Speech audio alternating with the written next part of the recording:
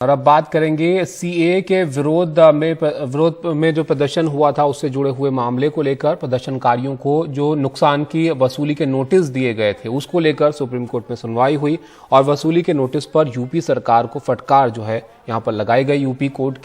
Supreme court की फटकार के बाद यूपी सरकार थोड़ा झुकती हुई नजर आ रही है। यूपी सरकार ने वसूली के 274 नोटिस वापस लिए। प्रदर्शनकारियों के खिलाफ कार्रवाई भी वापस हुई और जिनसे वसूली हो चुकी है उन्हें रिफंड किया जाए, ये सुप्रीम कोर्ट की तरफ से कहा गया है।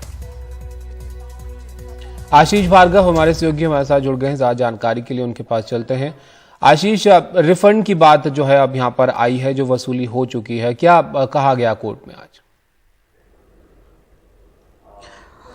अजी देखिए, कोर्ट में पिछले हफ्ते बहुत फटकार कोर्ट ने लगाई थी और कहा था कि जब कोई कानून नहीं था और आप 2021 में कानून ले आए हैं तो आप उस कानून के तहत कार्रवाई करेंगे। ये जो वसूली आपने पहले नोटिस 2019 में की, उस समय कोई कानून नहीं था और सुप्रीम कोर्ट के पहले से आदेश थे कि इस तरीके से अगर किसी हिंसा में सार्वजनिक संपत्ति या निजी संपत्ति को नुकसान पहुंचता है तो किसी न्यायिक अफसर यानी किसी जज के द्वारा ही उसका फैसला दावा होना चाहिए। लेकिन यहां पर यूपी सरकार ने एडीएम स्तर के अफसरों को तैनात किया हुआ था, तो बहुत सारे लोगों को नोटिस दिए गए थे, रिकवरी भी की गई थी। इसको चुनौती दी गई थी सुप्रीम कोर्ट में। सुप्रीम कोर्ट ने कहा था कि इनको वापस लीजिए क्योंकि ये सुप्रीम कोर्ट के फैसले के खिलाफ हैं।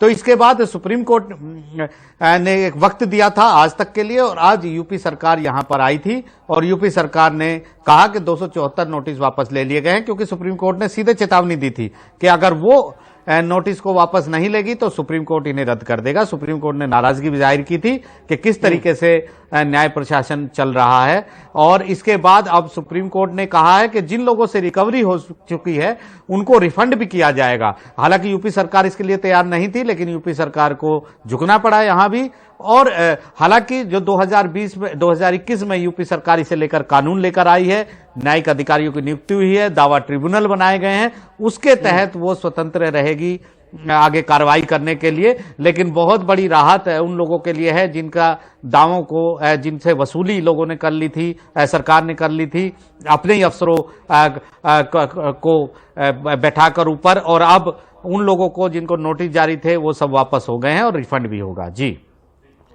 आशीष, कितने लोग होंगे जिन पर यह कार्रवाई की गई थी और जो वसूली हुई उनको वसूली की गई, और अब ये रिफंड होगा तो उसके लिए क्या क्या प्रक्रिया होगी? क्या इसकी भी वहां पर बात हुई? जी देखिए, प्रक्रिया बनाना सुप्रीम कोर्ट का काम नहीं है। सुप्रीम कोर्ट ने कहा रिफंड कीजिए, तो सरकार को रिफंड करना होगा। किस तरीके से करेगी सरकार देखेगी, क्योंकि वो लोग जिनसे वसूली हुई है वो करोड़ों में है, ऐसा से यूपी सरकार की तरफ से बताया गया है सुप्रीम कोर्ट में। और याचिकाकर्ताओं ने यह भी कहा कि बहुत सारे गरीब लोग थे जिन्होंने अपने ठेले, रिक्शा, इन चीजों को बेचकर ये रिकवरी के पैसे जमा किए हैं। तो वो सब नॉन लोग हैं, सरकार को पता है कि इन लोगों से वसूली हुई है, उन लोगों को वापस होंगे। सैकड़ों लोग थे, 274 नोटिस तो अब वापस ले लिए गए हैं, तो इसका मतलब है सैकड़ों लोग हैं। ऐसा कोई डाटा सुप्रीम कोर्ट में आया नहीं, लेकिन एक बड़ी चीज थी जिस पर सुप्रीम कोर्ट ने एक बड़ा रुख दिखाया है और एक ऐसा रुख दिखाया है जिसके कारण यूपी सरकार जो नहीं चाहती थी कि ये रिकवरी नोटिस वापस हों, उनको उसको झुकना पड़ा है और सुप्रीम कोर्ट के रुख के कारण अब पैसे भी रिफंड करने पड़ेंगे। जी शुक्रिया आशीष आपका सब जानकारी के लिए। तो ये जो सीए का प्रोटेस्ट हुआ था उसके बाद जो कार्रवाई की गई थी सरकारी संपत्ति के नुकसान को लेकर, उससे जुड़ा हुआ ये मामला था जिसमें नोटिस कई सारे लोगों को दिए गए थे, जिस पर सुप्रीम कोर्ट ने फटकार भी यूपी सरकार को लगाई थी कि जो प्रक्रिया है उसका पालन यहाँ पर नहीं किया गया था। और उसके बाद यूपी सरकार ने 274 नोटिस जो है वो वापस लिए।